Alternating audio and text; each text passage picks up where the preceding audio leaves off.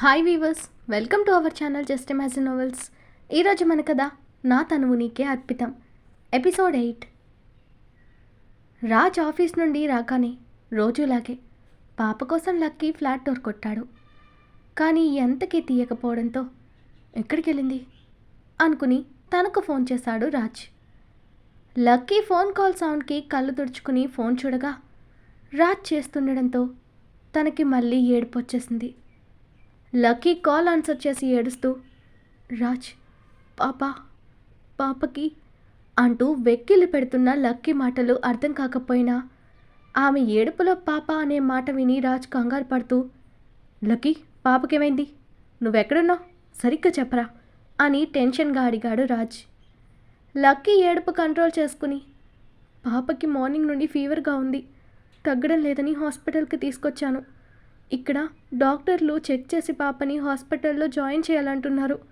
నాకేమో భయంగా ఉంది రాజ్ అని బేలగా చెప్పింది లక్కీ. సరే ఏడవకు, పాపకేం కాదు, నేను వస్తున్నా, ఏ హాస్పిటల్లో చెప్పు అని అడుగుతూ ఆమెని ఓదారుస్తూనే తన ఫ్లాట్కి వచ్చి బైక్ కేస్ తీసుకుని బయటకి నడిచాడు రాజ్. లక్కీ హాస్పిటల్ పేరు ఇంకా ఏరియా చెప్పి ఫోన్ కట్ చేసి పాపని గుండెలకు హత్తుకుని కూర్చునింది. రాజ్ వెంటనే ఫోన్ కట్ చేసి తన బైక్లో హాస్పిటల్కి చేరుకున్నాడు. అతనికి వెళ్ళేసరికి పాపకు సెలైన్ పెట్టారు. లక్కీ పాపని ఒళ్ళో జాగ్రత్తగా పట్టుకుని కూర్చుంది. పక్కనే నర్స్ కూడా ఉంది.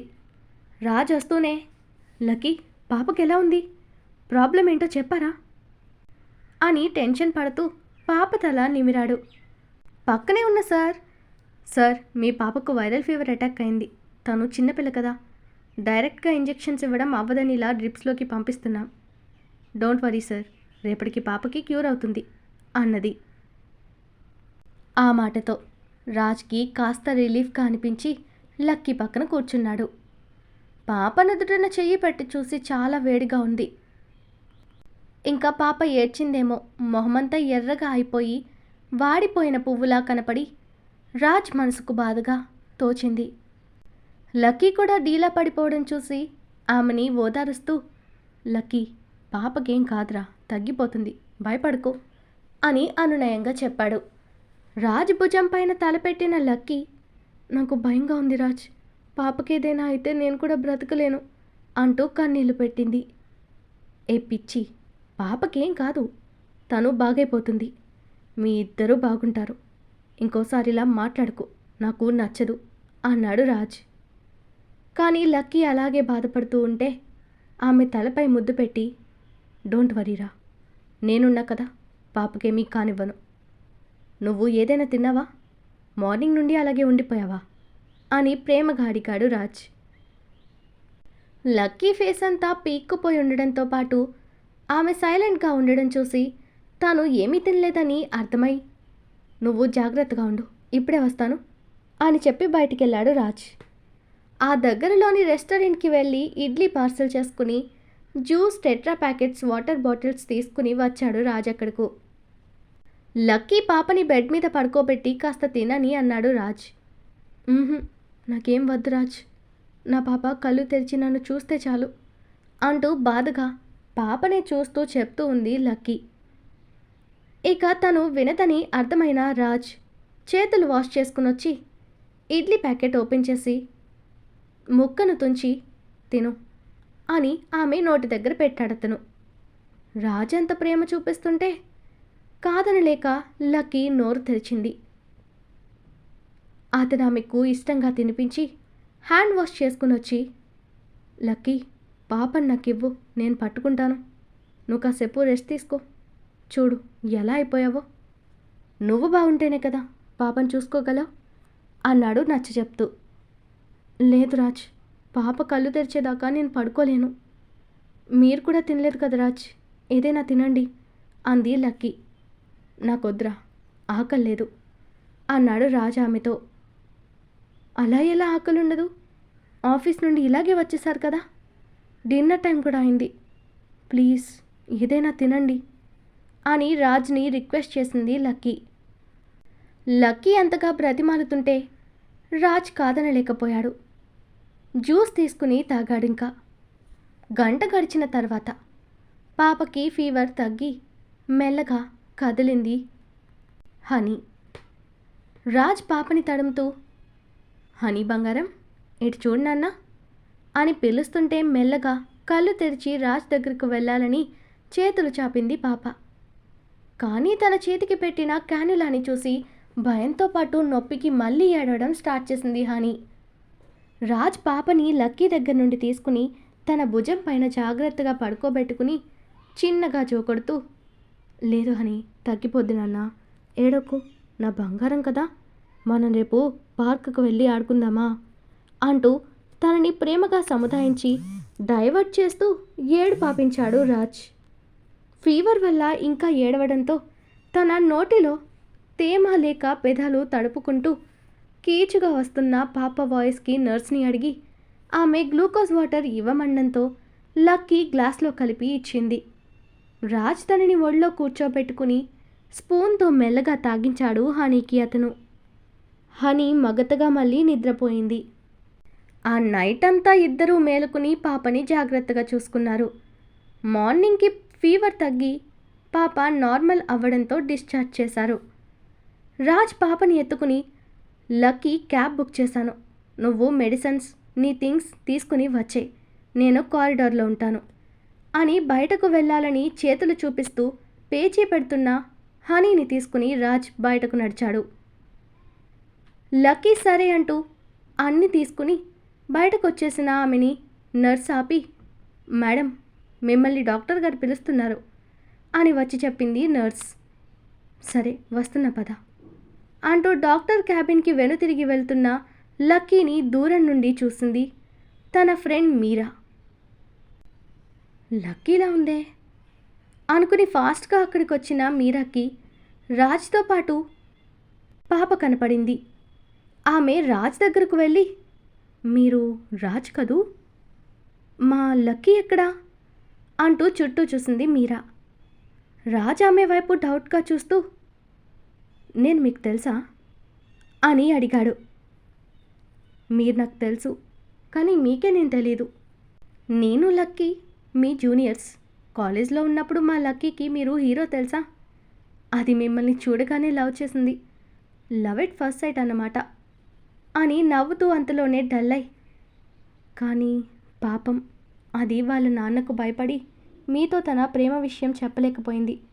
ఏదైతే ఏంటి, ఎలాగోలా మీ ప్రేమని మీరు చేరుకున్నారు, అదే చాలు, నాకు చాలా హ్యాపీగా ఉంది అని ఎగ్జైట్ అవుతూ చెప్పింది మీరా. రాజ్కంతా అయోమయంగా ఉంది. మీరా మాటలు అబద్ధం కాదు, కానీ తనకి అవేమీ గుర్తులేక ఆమెని చూస్తూ, మీరు ఏ కాలేజ్ గురించి చెప్తున్నారు అని అడిగాడు. మీరా కాలేజ్తో పాటు తాము చదివిన ఇయర్ కూడా చెప్పి, అదేంటి, లక్కీ తన ప్రేమ గురించి మీతో ఏమీ చెప్పలేదా, మరి మీతో తన పాపతో అంది మీరా అయోమయంగా చూస్తూ. లేదని రాజ్ తలడ్డంగా ఊపగా, ఇదిగో ఇది చూడండి అంటూ కాలేజ్ ఫెస్ట్లో లక్కీ చేసిన డ్యాన్స్ వీడియో ప్లే చేసిన మీరా రాజ్కు చూపించింది. ఒక చేత్తో పాపను పట్టుకుని మరో చేతిలో ఆ ఫోన్ని తీసుకుని తీక్షణంగా ఆ వీడియో చూస్తుంటే రాజ్ మైండ్లో లీలగా ఏవో సంఘటనలు, అస్పష్టమైన రూపాలు కదలాడాయి. మీరా బాధగా, అప్పటి మా లక్కీని చూడండి సార్, ఎంత ఆనందంగా ఉన్నదాన్ని తీసుకుపోయి వాళ్ళ నాన్న బలవంతంగా పెళ్లి చేసి దాని గొంతు కోశాడు, అదే తన జీవితాన్ని తలకిందులు చేసింది అని బాధగా చెప్పింది మీరా. రాజ్కి ఆ వీడియోలో లక్కీని చూస్తూ మీరా మాటలు వింటుంటే స్ట్రెస్ ఎక్కువై సడన్గా హెడేక్ స్టార్ట్ అయింది. అప్పుడే లక్కీ డాక్టర్ దగ్గర నుండి రావడం చూసిన మీరా తనని చూసి, లక్కీ అంటూ వెళ్ళి ఆనందంగా ఫ్రెడ్ని హగ్ చేసుకుని బాధగా, ఏమైపోయావే, ఎక్కడికి వెళ్ళిపోయావు, నీకు అంత కష్టం వచ్చినప్పుడైనా ఈ ఫ్రెండ్ గుర్తు రాలేదా నీకు అని అలకగా అడిగింది మీరా. రాజ్ తన మాటలు ఎక్కడ వింటాడో, తర్వాత తమ గురించి ఎక్కడ చెప్పాల్సి వస్తుందో అని కంగారు పడిన లక్కీ రాజ్ వైపు చూస్తూనే, మీరా ఎలా ఉన్నావే అంది రాజ్ వైపు చూస్తూ. కానీ అప్పటికే రాజ్ హెడేక్తో ఒక చేత్తో పాపని జాగ్రత్తగా పట్టుకుని మరో చేత్తో తల వెనుక రబ్ చేసుకోవడం చూసింది లక్కీ. దాంతో కంగారుగా, రాజ్ అంటూ ఫాస్ట్గా అతని దగ్గరకు వెళ్ళి పాపను తీసుకుని, ఏమైంది రాజ్, పెయిన్గా ఉందా అంటూ అతన్ని అక్కడే ఉన్న చైర్లో కూర్చోబెట్టి వాటర్ తాగించింది లక్కీ. అతడి మెడ మీద మెల్లగా నిమురుతూ, రిలాక్స్ రాజ్, ప్లీజ్ ఎక్కువ స్ట్రెస్ తీసుకోకు, కామ్ డౌన్ అంటూ అతన్ని కూల్ చేస్తూ ఉంది లక్కీ. అలాగే కళ్ళు మూసుకున్న రాజ్ని లక్కీ తన ఎదకు ఆనించుకుని తల నిమురుతూ మీరా వైపు చూసింది. రాజ్కి నా గురించి ఏమైనా చెప్పవా మీరా అని కంగారుగా అడిగింది లక్కీ. రాజ్ని అలా చూస్తున్న మీరా టెన్షన్ పడుతూ, అవునే, కాలేజ్లో నువ్వు తనని ప్రేమించిన విషయం చెప్పాను అంది మీరా. లక్కీ తల కొట్టుకుంటూ, ఎందుకు చెప్పావే అని బాధగా అడిగి, రాజ్ కోసం ఉన్న ఎప్పుడు తన దగ్గర సేఫ్గా పెట్టుకునే మెడిసిన్ తీసి అతడికి ఇచ్చింది లక్కీ. క్యాబ్ రావడంతో రాజ్ని క్యాబ్ ఎక్కించి, మీరారా, మనం తర్వాత మాట్లాడుకుందాం అంటూ ఆమెని కూడా క్యాబ్ ఎక్కమని తను రాజ్ పక్కన పాపతో పాటు కూర్చుంది లక్కీ. రాజ్ తలని మెల్లగా నిమురుతూ అతడిని అంటి పెట్టుకునే ఉంది లక్కీ. ఫ్రంట్ సీట్లో కూర్చున్న మీరా వాళ్ళని చూస్తూ, అసలు రాజ్కి ఏమైంది, ఎందుకని ఇలా అయ్యాడు అని ఆలోచిస్తూ ఉంది మీరా. క్యాబ్ తమ అపార్ట్మెంట్ ముందు ఆగగా అందరూ దిగారు. లక్కీ పాపని మీరా చేతికి ఇచ్చి క్యాబ్కి అమౌంట్ పే చేసి రాజ్కి సపోర్ట్గా పట్టుకుని లిఫ్ట్లో వాళ్ళ ఫ్లోర్కి చేరారు. ముందుగా రాజ్ని తన ఫ్లాట్లోకి తీసుకుని వెళ్ళి అతడికి జ్యూస్ తాగించి స్లీపింగ్ పిల్ వేసి పడుకోమని, అతడు నిద్రపోయాక తిరిగి లక్కీ మీరాని పాపని తీసుకుని తన ఫ్లాట్కి వచ్చింది. మీరాకి ఒక్క విషయం అర్థమైంది, వాళ్ళకి పెళ్లి కాలేదని. లక్కీ తన ప్రేమ విషయం ఇంకా రాజ్కి తెలియదని మాత్రం అర్థమైంది. మీరాని కూర్చోమని కాఫీ కలిపిచ్చి రాజ్కి ఫ్రెష్గా జ్యూస్ చేసుకుని వెళ్ళింది. పాపని మీరాకి అప్పగించి లక్కీ. లక్కీ చేసేది చూస్తూ ఉంది మీరా. రాజ్ని మెల్లగా తట్టి లేపి అతని చేత జ్యూస్ తాగించి మత్తులో ఉన్న అతన్ని అలాగే పడుకోమని చెప్పి వచ్చింది లక్కీ. మీరా పక్కన కూర్చున్న లక్కీ పాపని నిద్రపుచ్చుతూ ఉంటే అప్పటిదాకా సైలెంట్గా ఉన్న మీరా, ఏంటి ఇదంతా, నీ విషయాలేవి రాజ్కి చెప్పలేదా, మీరిద్దరూ కలిసి లేరా అని వరుసగా తన డౌట్స్ అన్నీ బయట పెట్టేసింది మీరా. లక్కీ నిట్టొచ్చి జరిగింది చెప్పి రాజ్ని ఎలా కలిసింది, వాళ్ళ మధ్య స్నేహం తప్ప మరొకటి లేదని కూడా చెప్పేసింది లక్కీ. మీరా బాధగా, అన్ని కష్టాలు నీకే వచ్చాయి, ఒంటరిగా ఇవన్నీ ఎలా ఫేస్ చేసావే అంటూ బాధగా అడిగింది లక్కీని హత్తుకుని మీరా. లక్కీ విరక్తిగా నవ్వి, నా జీవితంలో ఏదైనా సంతోషం ఉందంటే అది నా బిడ్డనే, తనే నా ప్రపంచం అంటూ నిద్రపోతున్న పాపని ముద్దు పెట్టుకుంది లక్కీ. నీ మొహం, రాజ్కి నీకు మధ్య స్నేహం ఒక్కటే లేదు, నీలాగే అతను కూడా నేను ప్రేమిస్తున్నాడు, అతని కళ్ళల్లో నీ మీద ఇష్టాన్ని నేను గమనించాను లక్కీ. పాపని తన బిడ్డ అనేంత ప్రేమగా అపురూపంగా చూసుకోవడం నేను చూశాను. నువ్వు ఇప్పటికైనా నీ మనసులో మాట రాజ్కి చెప్పవే, ఆయనతో ఇకనైనా సంతోషంగా ఉండు, నీకేమంత వయసు అయిపోయిందని 25 ఏళ్లకే ముసలమ్మలా వేదాంతం చెప్తున్నా అని లక్కీ పైన అరిచింది మీరా. లక్కీ కంగారు పడుతూ, ఏయ్ మెల్లగా మాట్లాడవే, పాప లేస్తుంది, ఇప్పటికే నీ నోటి ప్రవాహం అలాగే ఉంది అప్పట్లాగా. రాజు మనసులో ఏముందో నాకు తెలీదు, కానీ ఆయనకి నేను తగిందాన్ని కాదేమోనే. ఒకరి భార్యగా వెళ్ళిన నేను ఏ మొహం పెట్టుకుని ఆయనకి మళ్ళీ దగ్గరవను.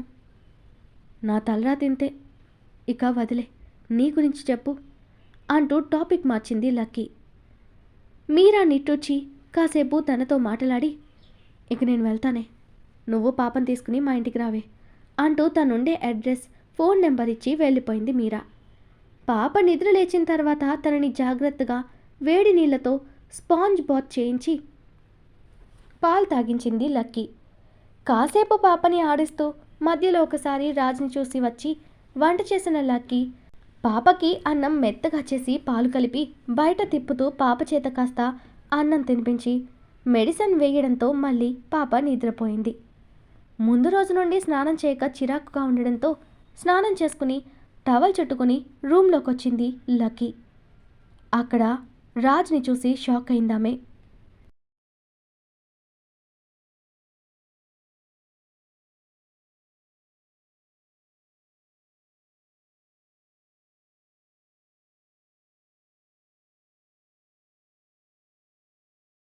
ఈరోజు మన కథ ఇక్కడితో కంప్లీట్ అయింది.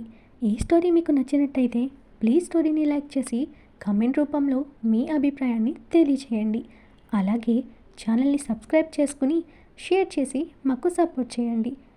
నెక్స్ట్ అప్డేట్తో మళ్ళీ కలుద్దాం. అంతవరకు బాయ్.